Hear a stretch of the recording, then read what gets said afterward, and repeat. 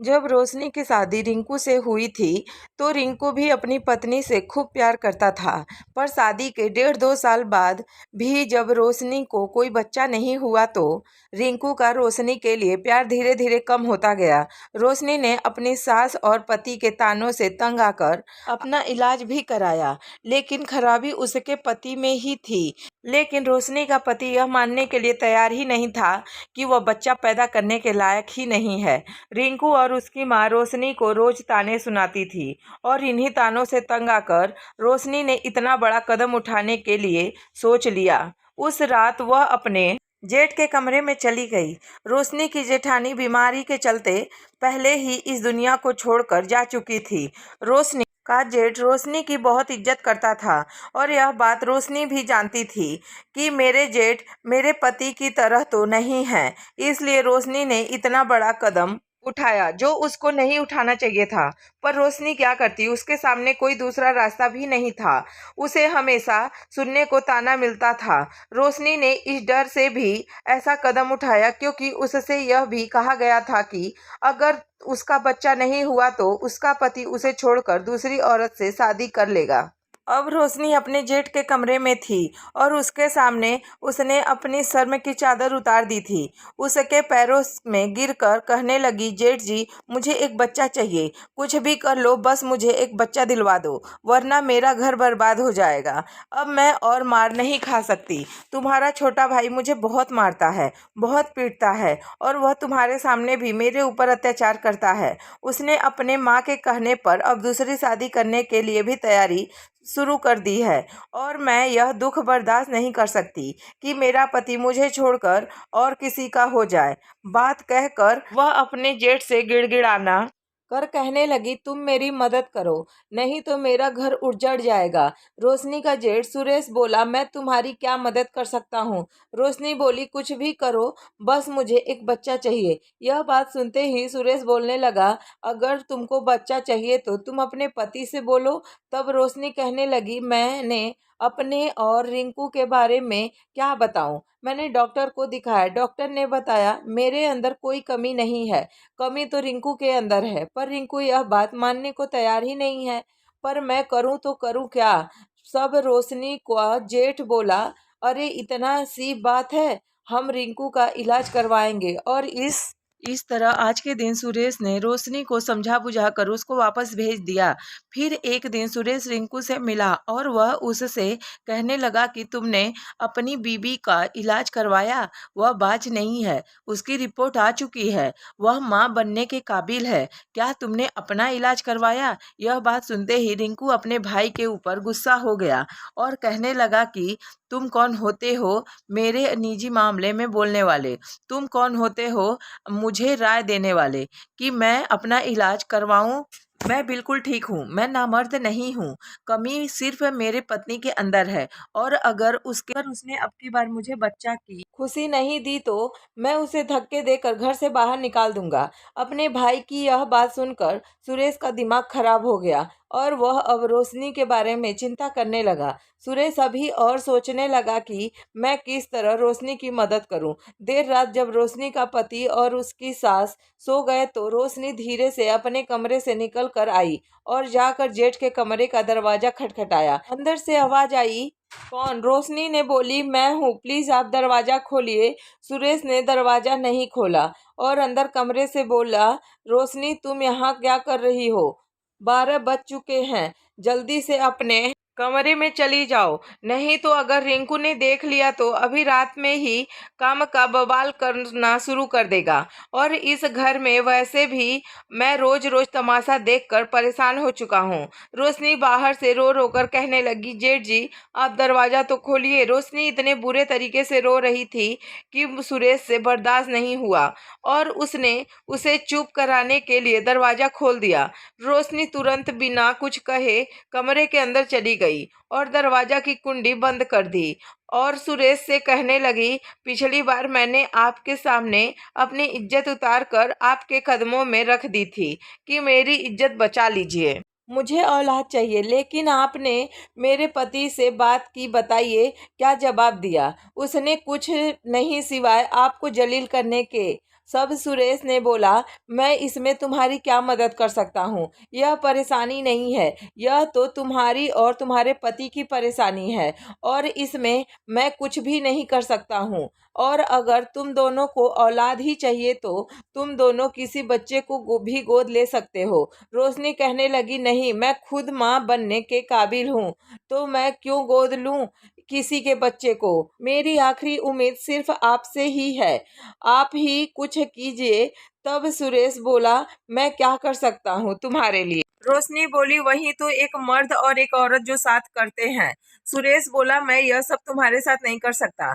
तब रोशनी बोली, ठीक है, जब तुम्हारा भाई मुझे पीटते पीटते मार देगा या मुझे छोड़ देगा तब तुम मेरी बेबसी देखकर घुटने रहना, मुझे मारता देख छोड़ देना। यह सब बोलकर रोशनी सुरेश के कमरे से बाहर जा रही थी कि सुरेश ने रोशनी के कंधे पर हाथ रख दिया और उसने अपनी ओर खींच लिया। अब रोशनी ने अपने जेठ के साथ वह रिश्ता बना लिया जो उसका अपने पति के साथ था। रोशनी ने पहले तो यह सब अपनी औलाद के लिए किया करती थी, पर अब रोशनी को यह सब अच्छा लगने लगा और उसका मन भी भटक गया था। अब हर रात उसकी सुरेश के साथ होती थी। कुछ दिनों बाद की रोशनी ने अपने पति को खुशखबरी दी कि वह मां बनने वाली है। यह खुशखबरी सुनते ही रिंकू का तो खुशी का ठिकाना नहीं था। रिंकू फिर से पहले जैसा रोशनी के साथ प्यार करने लगा और रोशनी भी अपने परिवार में इतनी खुशी देखकर और खुश रहने लगी थी। रोशनी की सास जो रोशनी की बहुत बड़ी दुश्मन बन गई थी, पर वह भी अब उसके साथ खुश थी। लेकिन अब रोशनी का दिन रिंकू के साथ नहीं लगता था और वह चुपके चुपके प्यार की नज़र से जेठ को देखा करता था। उस दिल में भी रोशनी के लिए मोहब्बत थी और यह मोहब्बत रात में जाहिर होती थी। धीरे धीरे 9 महीने कंप्लीट हो गए और रोशनी ने चाँद से बेटे को जन्म दिया, लेकिन अभी तक वह यह रिंकू को पता नहीं थे कि वह बेटा उसका नहीं है। रोशनी भी चुप रही और रोशनी ने सोच लिया कि था कि वह अब इस राज को राज ही रखेगी, हमेशा अपने सीने में दबाए रहेगी और अपने पति को कभी नहीं बताएगी। रिंकू और रोशनी की बहुत इज्जत करता था, पर उसको क्या पता था कि उसकी पत्नी उसके पीठ पीछे क्या गुल खिला रही है। लेकिन रोशनी को यह सब करने के लिए रिंकू और उसकी माँ ने ही तो उसे मजबूर किया था। वह अलग बात है कि रोशनी एक बार ऐसी गलती करने के बाद बार बार वही गलती कर रही थी।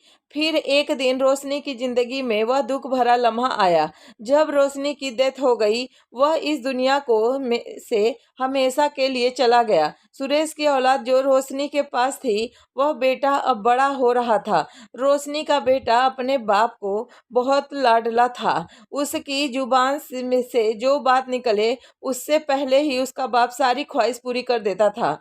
क्यों ना करता, क्योंकि वह उसका एक अकेला चहेता बेटा था। धीरे धीरे समय बीत चला। अब रोशनी का बेटा जवान हो गया था। जवानी की दहलीज पर कदम रखते ही वह अपने ताऊ यानी सुरेश की बेटी की उम्र से उससे कुछ साल ही बड़ी थी, उससे प्यार कर बैठा। रोशनी का जेठ सुरेश तो इस दुनिया से जा चुका था, पर उसकी बेटी की जिम्मेदारी रोशनी की सास ले ली थी। जब रोशनी को अपने बेटे की यह बात पता चली तो वह बहुत देर हो चुकी थी। रोशनी ने अपने बेटे को बहुत समझाने की कोशिश की, पर उसने अपनी माँ की बात न मानने से साफ इनकार कर दिया। रोशनी जब भी उसको मना करती तो वह यही, इसमें बुराई क्या है, घर की लड़की घर में ही रहेगी, वैसे भी ना बड़े पापा हैं और ना बड़ी मम्मी। रोशनी का बेटा अपने बड़े पापा यानी सुरेश की बेटी से शादी करना चाहता था, लेकिन वह नहीं जानता था कि वह भी सुरेश का ही बेटा है और इस हिसाब से वह दोनों सगे भाई बहन हैं। रोशनी ने अपने पति से बहुत बार कहा कि हम अपने बेटे के लिए कोई और रिश्ता ढूंढ लेते हैं, तो रिंकू ने कहा कि यह कभी सोचना भी मत कि लड़की बाहर से आएगी। जब लड़की घर में मौजूद है तो हमें क्या ज़रूरत है कि हम दर दर ठोकरें खाएं। रोशनी ने बहुत कोशिश की सभी को मनाने की, लेकिन उसकी बात किसी ने ना मानी और अब रोशनी की को वही करना था जो एक माह कर कर सकती थी। रोशनी जानती थी कि एक गलती उसने पहले कर दी है और अब वह दौरान इसी गलती कभी नहीं करेगी। एक बहन की उसके भाई से शादी कभी नहीं करेगी। एक दिन रोशनी को न चाहते हुए भी अपने पति को सब सच सच बताना पड़ा और आप समझ सकते हैं कि वह फिर उसके बाद क्या हुआ होगा। रोशनी ने रिंकू से कहा, जो भी सजा दोगे मैं हंसकर कबूल कर लूंगी, पर भाई बहन की शादी कभी नहीं होने दूंगी। रोशनी के मुंह से यह सब जानने के बाद रिंकू हैरान सा रह गया।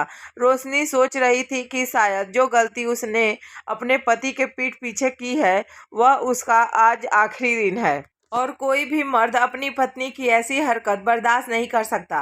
लेकिन रोशनी का पति अपनी आंखों से आंसू भरे अपने दोनों हाथ को जोड़े हुए उसके सामने बैठा था और रोशनी की आंखों में देखते हुए बोला, रोशनी, मैं तुम्हारा बहुत बड़ा मुजरिम हूँ।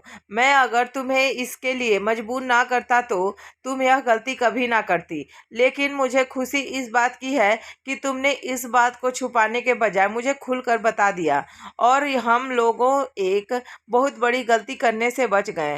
हो सके तो मुझे माफ कर देना। अपने पति की बातें सुनकर रोशनी फुट फुट कर रोने लगी और बोली, मैंने आपसे अलग ना होने के लिए ऐसी गलती की थी। मेरा रिश्ता एक गैर मर्द के साथ था और मैं आपसे पीठ पीछे छुप छुप कर रोज रात को वह गलत काम करती थी। रिंकू बोला, गलती तो तुमने बहुत बड़ी की है, पर इस गलती को करने के लिए मैंने ही तुम्हें उकसाया था।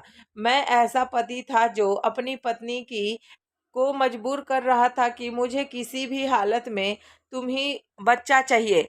तुम इसी वजह से मेरे भाई के जरिए यह औलाद हुई और अब यह शादी नहीं होगी क्योंकि रिश्ते में वह दोनों सगे भाई बहन हैं। दोस्तों, यह कहानी सिर्फ मनोरंजन के लिए है। इसका वास्तविकता जीवन से कोई लेना देना नहीं है। दोस्तों, आपको यह कहानी कैसी लगी प्लीज़ कमेंट करके ज़रूर बताना। अगर अच्छी लगी तो वीडियो को लाइक और चैनल को सब्सक्राइब कर लें।